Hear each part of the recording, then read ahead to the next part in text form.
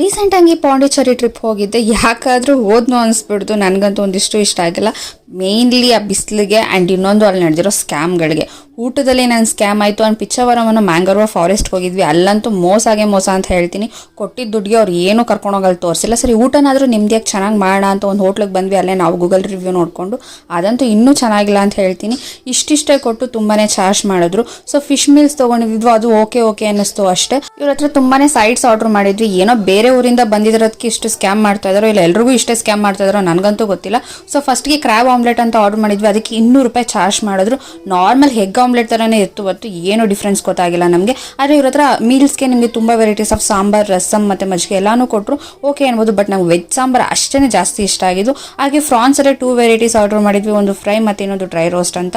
ಎರಡು taste wise ಚೆನ್ನಾಗಿತ್ತು. But ತುಂಬಾ ಪ್ರೈಸ್ ಜಾಸ್ತಿ ಅಂತ ಹೇಳ್ತೀನಿ. ಹಾಗೆ ಒಂದು ನೆತ್ತಿಲಿ ಫಿಶ್ ಫ್ರೈ ಅಂತ ತೊಗೊಂಡ್ವಿ. ಇಷ್ಟಿಷ್ಟೇ ಕೊಡ್ತಾರೆ ಅಪ್ಪ. ಅದನ್ನು 200, 150 ಅಂತ ಹೇಳ್ತಾರೆ.